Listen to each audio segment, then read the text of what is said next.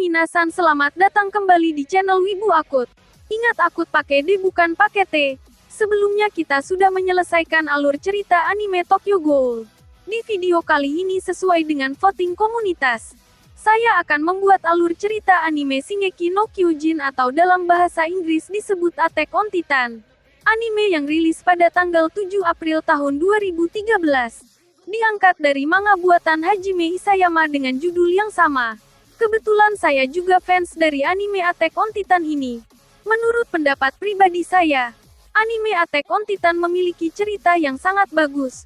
Bahkan setelah nonton sekali lagi, rasa dari cerita anime satu ini tidak luntur sama sekali. Oke lah, daripada kita berlama-lama, mending kita langsung aja masuk ke alur cerita Attack on Titan part 1. Selama beratus-ratus tahun manusia menjadi mangsa para Titan atau dalam bahasa Indonesia artinya raksasa. Kita sebut Titan aja biar mudah. Untuk melindungi diri dari serangan para Titan, umat manusia membangun tembok yang sangat besar dan tinggi. 100 tahun terakhir manusia di dalam dinding hidup dengan damai. Namun apakah kedamaian ini akan bertahan selamanya?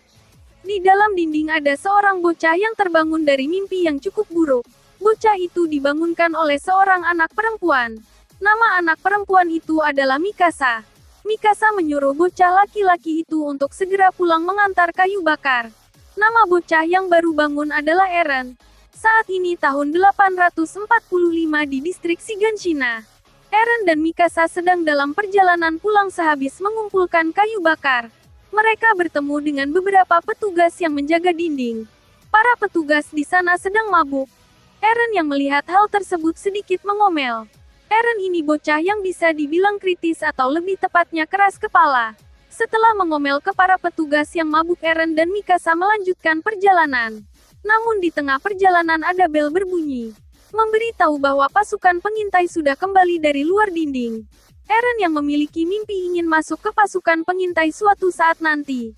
Eren mengajak Mikasa melihat kepulangan dari pasukan pengintai. Terlihat pasukan pengintai pulang dengan muka lesu. Namun alasan mereka memasang muka seperti itu jelas. Karena rekan-rekan mereka banyak yang terluka. Dan banyak juga yang mungkin gugur. Para warga bukannya bersorak-sorai malah mencemooh para pasukan pengintai. Lalu tiba-tiba ada seorang ibu yang mencari anaknya. Rupanya anak ibu itu bagian dari pasukan pengintai. Si ibu bertanya kepada salah satu anggota pasukan pengintai. Kemudian pasukan pengintai memberikan sesuatu yang dibungkus kain. Si ibu membuka bungkusan tersebut. Ternyata adalah sebuah tangan. Itu adalah tangan anaknya. Si ibu menangis setelah mengetahui apa yang terjadi ke anaknya. Setelah melihat kejadian tersebut, Eren dan Mikasa pun lekas pulang. Di rumah Eren disambut oleh keluarganya. Keluarga dari Eren terlihat normal-normal saja. Namun saat sedang makan-makan, Mikasa membocorkan rahasia Eren yang ingin bergabung dengan pasukan pengintai. Seperti layaknya seorang ibu yang khawatir, ibu Eren langsung melarang hal tersebut. Tetapi Eren memang anaknya ngeyel. Dia melawan ibunya sendiri. Namun ayah Eren bukan melarang, justru menanyakan apa alasan Eren ingin bergabung ke regu yang terkenal berbahaya tersebut.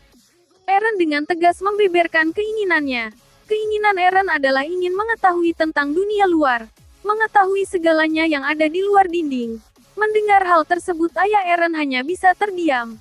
Kemudian ayah Eren harus pergi untuk bekerja. Ibu Eren pun meminta agar ayah membantunya untuk membujuk Eren. Namun ayah Eren berkata bahwa tak ada manusia yang bisa menahan rasa ingin tahu manusia. Lalu beliau berjanji akan menunjukkan rahasia ruang bawah tanah milik ayahnya. Setelah ayah Eren pergi, ibu Eren dengan tegas menolak keinginan Eren. Tetapi Eren masih saja keras kepala. Kemudian Eren lekas pergi setelah dimarahi oleh ibunya. Ibu Eren meminta Mikasa untuk bisa menjaga Eren dan saling membantu. Di tempat lain terlihat seorang anak berambut pirang sedang dihajar oleh beberapa anak.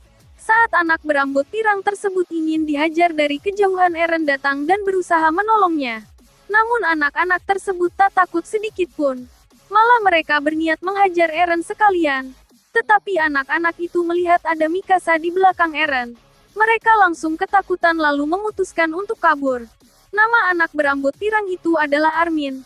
Rupanya Eren, Mikasa, dan Armin adalah teman. Waktu sudah petang, mereka bertiga sedang berdiskusi. membicarakan tentang dunia luar, dan membicarakan tentang orang-orang yang menikmati kedamaian yang mungkin hanya sesaat. Mereka bertiga walau masih bocah tapi pemikirannya cukup kritis juga. Tiba-tiba hal tak terduga terjadi. Ada sebuah dentuman sangat keras sehingga membuat Eren, Mikasa dan Armin sampai terhempas. Arah dentuman itu ada di arah dinding. Betapa terkejutnya Eren melihat bahwa ada tangan Titan yang mampu mencapai atas dinding. Padahal dinding tersebut setinggi 50 meter. Kepala Titan tersebut muncul di atas dinding lalu kakinya bergerak seperti ingin menendang. Dalam hitungan detik Titan itu menendang dinding hingga berlubang. Dari tendangan Titan tersebut menimbulkan kerusakan yang sangat parah. Banyak rumah rusak dan beberapa warga yang terhempas. Lalu Titan kolosal menghilang begitu saja. Seolah hanya bertujuan melubangi dinding saja. Para Titan yang lain langsung masuk ke dalam dinding. Para warga yang ada panik berlarian untuk menyelamatkan diri. Namun Eren malah berlari ke arah sebaliknya. Karena rumahnya ada di daerah dekat dinding. Eren berniat mencari ibunya. Eren berlari dengan cepat namun ternyata rumah Eren tertimpa oleh serpihan tembok yang ditendang oleh Titan kolosal. Ibu Eren tertimpa puing-puing rumahnya. Eren dan Mikasa berusaha menyelamatkannya. Namun para Titan sudah mulai mendekati mereka. Eren masih bersikeras untuk menyelamatkan ibunya. Namun ibu Eren menyuruh Eren dan Mikasa kabur. Dikarenakan kaki ibu Eren sudah patah meski berhasil keluar. Dia takkan bisa untuk berlari. Eren masih ngotot untuk menyelamatkan ibunya. Lalu tiba-tiba datang penjaga yang sebelumnya Eren omelin. Penjaga itu bernama Hannes. Namun dia berlaga sok hebat ingin mengalahkan Titan yang sudah mendekat. Namun baru berhadapan di depan Titan, Hannes langsung mendadak kicep. Lalu dia memutuskan untuk kembali sambil membawa pergi Eren dan Mikasa. Eren yang menolak dibawa terus berteriak ke Hannes. Ibu Eren hanya bisa menangis sambil mengingat masa-masa indah keluarganya. Lalu Titan itu mengorek-ngorek rumah Eren. Ibu Eren diambil dari puing-puing. Lalu dipatahkan oleh Titan tersebut. Kemudian dimakan dengan begitu menyakitkan. Eren melihat semua kejadian itu di depan matanya. Bayangkan anak sekecil itu harus melihat kematian ibunya yang begitu tragis di depan matanya. Bagi yang belum tahu, dinding di anime Attack on Titan ada 3. Lapisan paling luar bernama dinding Maria. Lapisan tengah bernama dinding Rose. Lalu lapisan paling dalam bernama dinding Sina. Oke, lanjut dulu ke ceritanya. Terlihat di distrik Shiganshina para warga lari berhamburan. Para Titan mulai memangsa para warga yang ada di dekat mereka. Petang itu seperti memberi kenangan buruk bagi para warga di distrik Shiganshina. Eren dan Mikasa masih dibawa lari oleh Hannes. Di tengah pelariannya Eren memukul kepala Hannes. Dia melampiaskan kekesalannya kepada Hannes. Lalu Hannes melempar Eren karena kesal dengan semua perkataannya. Kemudian Eren diberi nasihat oleh Hannes. Lalu memberitahu kenapa alasannya tak bisa melawan Titan yang memakan ibunya Eren. Karena dia tak memiliki keberanian. Mendengar hal tersebut Eren hanya bisa menangis. Kemudian mereka melanjutkan perjalanan. Di tempat lain para warga sedang berusaha mengungsi untuk bisa masuk ke dinding Maria. Di sebuah kapal Armin sedang menunggu Mikasa dan Eren. Tak lama Eren dan Mikasa datang. Armin sangat senang namun ketika melihat raut wajah Eren, Armin jadi bertanya-tanya apa yang terjadi. Lalu kakek Armin menyuruhnya untuk membiarkan mereka sendiri dulu. Dari raut wajah Eren terlihat jelas bahwa ada hal buruk yang menimpanya. Di saat para warga berusaha untuk mengungsi, para Titan sudah mulai mendekati dinding Maria. Karena kapasitas kapal yang sudah penuh memaksa para petugas untuk segera berangkat. Padahal masih banyak orang yang harus diungsikan. Para warga mulai panik enggak karuan. Di tengah kepanikan itu tiba-tiba ada suara dentuman keras lagi namun tidak seperti Titan kolosal. Rupa-rupanya itu suara meriam pasukan pelindung dinding. Mereka sedang berusaha menembaki para Titan yang mulai mendekat. Dikarenakan kepanikan yang pasukan alami tembakan meriam tak ada yang mengenai satupun Titan. Namun entah mengapa gerbang sudah mulai diturunkan. Ini merupakan alasan yang logis menutup gerbang dinding Maria dan membiarkan para Titan tertahan di distrik Shiganshina. Setidaknya tidak akan jatuh korban lebih banyak lagi. Namun hal tak terduga terjadi. Muncul sosok Titan yang berbeda dari yang lain. Titan itu mengambil ancang-ancang lalu berlari dengan kencang. Melihat hal tersebut para pasukan di garis depan tak tinggal diam begitu saja. Mereka menembaki Titan tersebut dengan meriam. Anehnya peluru meriam yang mengenainya tak berpengaruh terhadap tubuhnya. Para pasukan mulai panik berlarian, menyuruh untuk cepat menutup gerbangnya. Namun Titan tersebut menerobos layaknya seorang wallbreaker. Karena tubuh Titan ini keras dan seperti ada jirah di tubuhnya, kita sebut saja dia Titan Armor. Tembok Maria di bagian selatan Shiganshina pun hancur. Beberapa jam setelah penyerangan Titan kolosal, kabar tersebut menyebar ke seluruh wilayah umat manusia dengan cepat. Mengetahui dinding Maria telah diterobos, para warga mulai putus asa. Namun di tengah keputusasaan yang hebat, Eren bertekad untuk membasmi semua Titan sampai tak tersisa. Ini adalah tekad yang akan selalu Eren bawa sampai mati. Beberapa hari kemudian, demi menjaga kebutuhan pangan, para pengungsi dikirim untuk mengelola lahan pertanian. Tapi kekurangan pangan tetap tak bisa dihindari. Pada tahun 846 pemerintah pusat meluncurkan ekspedisi untuk mengambil alih tembok Maria dengan memanfaatkan pengungsi. Terdiri dari 250.000 orang. Namun yang bertahan hidup hanya sekitar 100 orang. Dengan pengorbanan mereka, meski sedikit kekurangan pangan pun mulai pulih bagi orang-orang yang selamat. Eren, Mikasa, Armin, memutuskan untuk masuk ke militer. Dan selama 3 tahun ke depan mereka akan dilatih untuk bisa melawan para Titan. Pelatihan militer telah dimulai. Ada pelatih yang cukup cerewet. Pelatih militer ini bernama Keit Sardis. Kita panggil aja Keit. Namun di balik setiap tindakan beliau memiliki tujuan yang baik. Selain cerewet, Keit ini orangnya tegas banget dan juga sedikit menakutkan. Terlihat ada seorang prajurit bernama Connie Springer. Dia salah memberi salam hormatnya. Kepala Connie langsung diremas oleh Keit. Namun saat sedang memarahi Connie, pelatih Keit melihat ada seorang prajurit sedang asik makan kentang. Prajurit muda itu dengan santainya makan kentang. Prajurit muda yang memakan kentang tersebut bernama Sasha Braus. Sasha terus menjawab apa yang pelatih Keit katakan.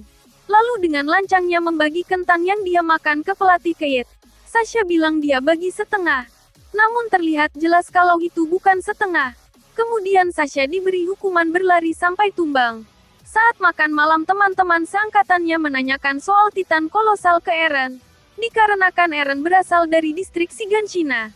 Namun saat Eren membeberkan keinginannya, ada salah satu prajurit yang menanyakan kewarasan Eren. Nama prajurit itu adalah Jin Kirstein. Saat mereka berdua berhadapan terlihat seperti ingin berkelahi. Namun dipisahkan oleh bel waktu tidur. Mereka berdua pun saling memaafkan lalu lekas pergi. Keesokan harinya Eren dan para prajurit yang lain berlatih keseimbangan agar bisa menggunakan manuver GER. Terlihat ada beberapa prajurit yang berbakat karena keseimbangan mereka sangat bagus. Namun Eren sendiri malah tak bisa menyeimbangkan dirinya di latihan kali ini. Saat jam makan, Eren malah terlihat ditertawakan oleh para prajurit yang lain. Mikasa mencoba menasehati Eren supaya tak melanjutkan tekadnya itu. Tetapi Eren tak memperdulikan nasihat Mikasa. Di kamar para prajurit, Eren bertanya bagaimana cara menyeimbangkan. Namun memang tak ada cara yang bisa dijelaskan. Karena itu semua murni tergantung cara masing-masing.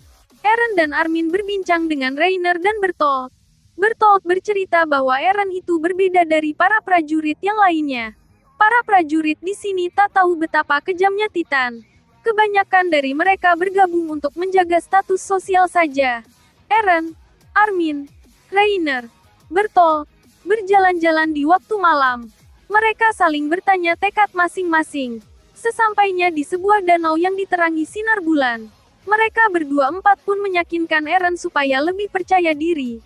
Keesokan harinya saat ujian keseimbangan dimulai, Eren memulai ujian dengan tekad yang sudah bulat. Namun di tengah percobaan Eren malah terbalik. Eren menjadi down karena merasa telah gagal. Namun pelatih Keit menyuruh salah satu prajurit meminjamkan sabuk untuk Eren. Benar saja begitu Eren mencobanya, dia langsung bisa menjaga keseimbangannya. Rupanya sabuk yang Eren gunakan sudah rusak. Itu yang menyebabkan dia kesulitan dalam menjaga keseimbangan. Lalu pelatih Keit meluluskan Eren dalam tes kali ini. Mulai hari ini Eren telah resmi menjadi seorang prajurit. Mereka yang lulus tes keseimbangan kemudian berlatih menggunakan manuver GER, alat yang membuat manusia bisa melawan para Titan. Time skip sampai tahun 850. 2 tahun setelah Eren bergabung ke militer, para prajurit sedang dilatih oleh pelatih Kate di derasnya hujan.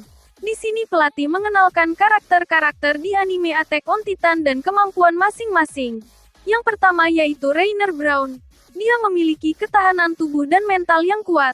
Rekan-rekannya sangat mempercayainya. Yang kedua ada Armin Arlelt.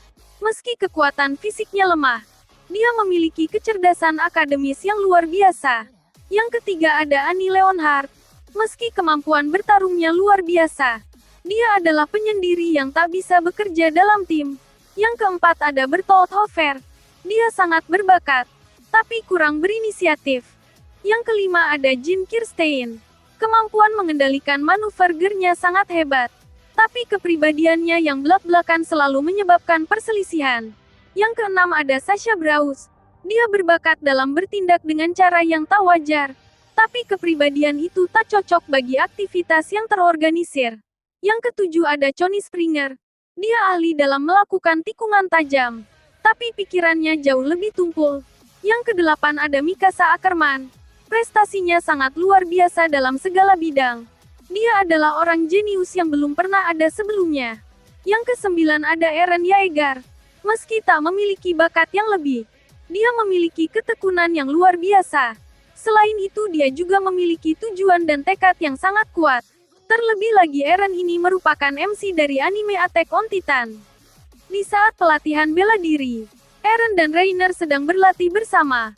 Lalu mereka melihat Annie yang membolos saat latihan. Reiner memanas-manasi Annie sampai merasa kesal. Reiner pun menyuruh Eren yang memberi Annie pelajaran. Namun malah Eren yang kalah telak oleh Annie. Benar-benar monster perempuan yang satu ini. Kemudian sekarang giliran Reiner yang akan menghadapi Annie. Tetapi kembali lagi Annie berhasil mengalahkan Reiner. Padahal Reiner badannya besar. Memang tak salah Annie saya panggil monster. Kemudian Annie memberi sedikit nasihat kepada Eren lalu pergi begitu saja.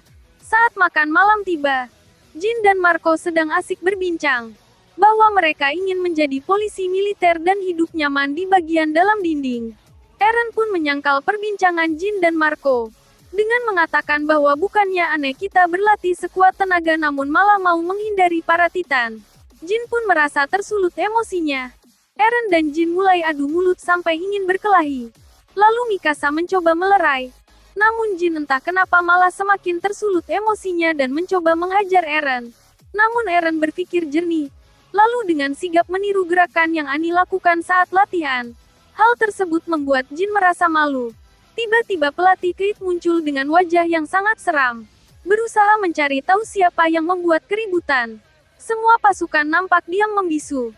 Namun Mikasa dengan jelas mengatakan bahwa tadi Sasha kentut sangat keras. Demi melindungi Eren Mikasa sampai berbohong segala. Tiba saatnya kelulusan. Para prajurit diberi pilihan untuk memilih batalion mereka masing-masing. Di anime Attack on Titan terdapat 3 batalion. Semua batalion memiliki peranan masing-masing. Batalion 1 bertugas di tembok dan mempertahankan kota. Nama batalion ini bernama Garrison. Batalion 2 ditugaskan untuk melawan para Titan di wilayah kekuasaan mereka. Nama batalion ini bernama Survey Corps. Batalion 3 ditugaskan melayani raja dan menjaga tata tertib para penduduk.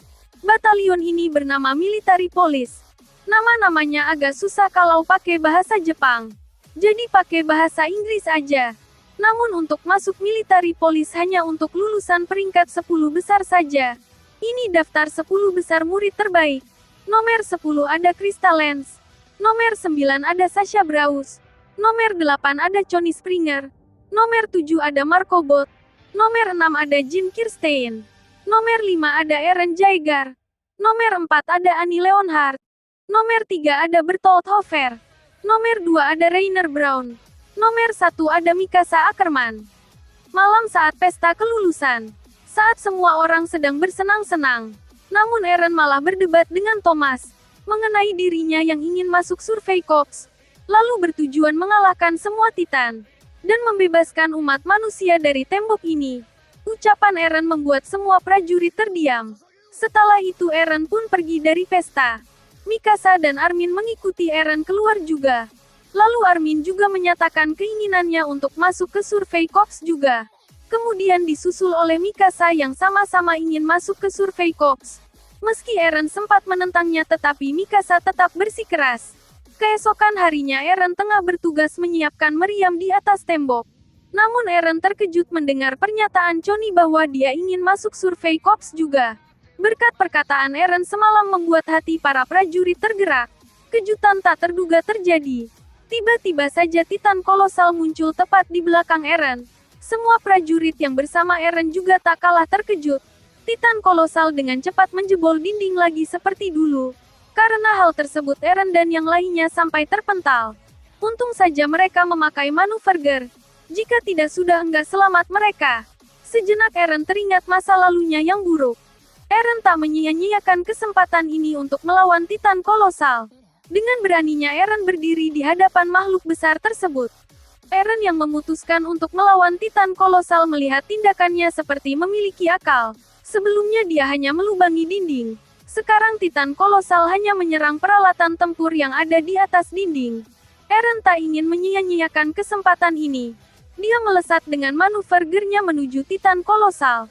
Setelah berhasil mencapai titik lemah dari Titan, Eren langsung mengayunkan kedua pedangnya dengan niat menggorok tengkuk Titan kolosal. Namun tepat sebelum mengenai tengkuk, Titan kolosal langsung mengeluarkan uap atau gas panas dari tubuhnya. Tetapi sangat disayangkan pas Eren ingin menebasnya lagi. Titan kolosal kembali menghilang seperti hantu. Eren merasa menyesal karena menyia-nyiakan kesempatan ini. Lalu datang salah satu prajurit dari Batalion Garrison menyuruh Eren dan yang lain untuk ke markas pusat. Para pasukan tengah disiapkan untuk berperang melawan para Titan. Eren dan para prajurit yang baru lulus disuruh membantu dalam peperangan. Tetapi para pasukan garis depan kembali kalah melawan para Titan. Distrik Trost harus menghadapi kekejaman dari para Titan. Di tempat lain seperti rumah bangsawan, ada seorang prajurit tua yang sedang melawan seorang bangsawan dalam sebuah permainan catur. Namun saat tengah bermain, masuklah pasukan Garrison melapor ke prajurit tua tersebut. Rupanya prajurit tua itu adalah komandan pasukan Garrison, beliau bernama Pixis. Kemudian komandan Pixis langsung menuju distrik Trost. Di markas Garrison para pasukan tengah diberi arahan. Mereka diperintahkan untuk bisa bertahan demi menjaga dinding Ros. Namun di tengah persiapan pertempuran masih ada prajurit yang ketakutan. Ya wajar aja sih, siapa yang enggak takut mati. Apalagi matinya sama Titan. Serem. Eren dan kelompoknya sudah bersiap. Eren sedikit mengingat pelajaran waktu di militer. Dikarenakan pengetahuan kita tentang Titan masih belum jelas, tak banyak yang bisa manusia lakukan. Namun berdasarkan riset mereka selama ini, Titan hanya punya satu kelemahan, yaitu tengkuk mereka. Oke, buat yang belum tahu, Titan ini raksasa yang aneh. Mereka tak punya akal dan tak punya organ reproduksi. Wujud Titan layaknya orang dewasa. Lalu kemampuan generasi mereka bisa dibilang sangat cepat. Untuk itu kita harus menyerang titik lemah mereka. Pertempuran kelompok Eren dimulai. Terlihat Eren, Armin dan rekan-rekannya melesat layaknya Spider-Man. Namun ketika sedang melesat hebat, ada Titan abnormal melompat menyerang kelompok Eren. Saat Eren dan yang lainnya berhasil lolos, ternyata ada satu orang yang tertangkap. Dia adalah Thomas. Thomas sudah berada di mulut Titan abnormal tersebut. Lalu Titan abnormal itu dengan santainya menelan Thomas. Eren yang marah melihat temannya dimakan langsung mengejar Titan abnormal tersebut. Saat tengah mengejar Titan, Eren terlalu terbawa emosi sehingga lengah. Kaki Eren digigit oleh salah satu Titan secara tak terduga. Eren langsung terpelanting di atap rumah-rumah penduduk. Kedua teman Eren yang lagi ikut mengejar Eren malah ikut jadi korban para Titan. Armin yang melihat hal mengerikan di depan matanya hanya bisa diam tak bergerak. Kemudian ada Titan yang menghampirinya, lalu memasukkan Armin ke dalam mulutnya. Eren yang masih tersadar melihat Armin sudah hampir ditelan oleh Titan. Sejenak Eren mengingat masa lalunya dengan Armin. Rupanya tujuan Eren juga dipengaruhi oleh Armin. Di saat-saat terakhir sebelum Armin ditelan, Eren dengan nekat masuk ke mulut Titan lalu mengeluarkan Armin. Eren masih menahan rahang Titan menggunakan sisa-sisa kekuatannya. Namun sebelum bisa keluar, Titan tersebut menutup mulutnya. Alhasil tangan Eren harus putus dan Eren tertelan. Armin langsung histeris hebat melihat kejadian itu di depan matanya. Waduh, masa MC baru awal-awal udah mati aja gimana nih? Lanjut dulu apa enggak? Ya udah lanjut dulu sebentar ya. Setelah Eren tertelan oleh Titan, Armin melamun tingkat tinggi. Armin disadarkan oleh Choni. Armin mulai tersadar namun Choni menanyakan apa yang terjadi. Armin langsung mengingat semua kejadian yang ia alami. Armin benar-benar histeris bahkan sampai ingin mati saja. Choni dan regunya sempat berdebat tentang apa yang menimpa Armin. Armin yang sudah agak tenang langsung pergi begitu saja. Namun ketika sedang melesat, Armin malah melamun mengingat masa lalunya. Ia masih tak percaya teman masa kecilnya harus mati ditelan oleh Titan. Kemudian Armin jatuh karena lamunannya. Saat jatuh, Armin melihat ada dua teman satu angkatannya. Terlihat sedang melakukan CPR. Perempuan itu histeris karena kekasihnya sudah tak bernafas.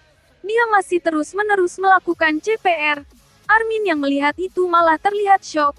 Gimana enggak syok, coba orang badan cowoknya separuh udah enggak ada. Mau CPR sampai besok juga kagak bangun-bangun tuh orang. Perempuan itu terlihat tak menerima kenyataan. Armin yang tak tahan lagi melihat semua yang terjadi. Cerita beralih di sebuah gerbang. Terlihat orang-orang sedang panik karena ingin mengungsi. Namun tertahan karena ada seorang saudagar kaya yang ingin membawa semua barang dagangannya. Bahkan seorang prajurit saja tak bisa menyuruhnya untuk menyingkir. Tiba-tiba terdengar ada suara langkah Titan. Benar saja, tipe abnormal berlari dengan cara yang aneh. Warga langsung panik karena takut dimakan oleh Titan. Para prajurit berusaha mengejarnya. Namun tak bisa menyamai kecepatan Titan abnormal tersebut.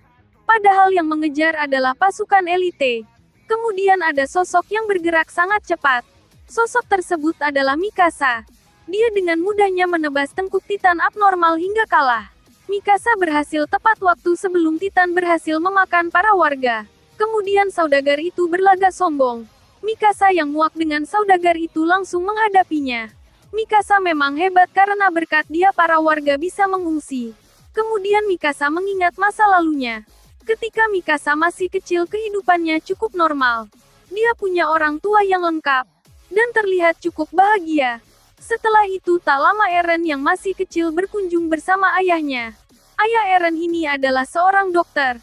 Saat mereka sampai ke rumah Mikasa, ayah Eren membuka pintu namun ternyata ibu dan ayah Mikasa sudah tewas.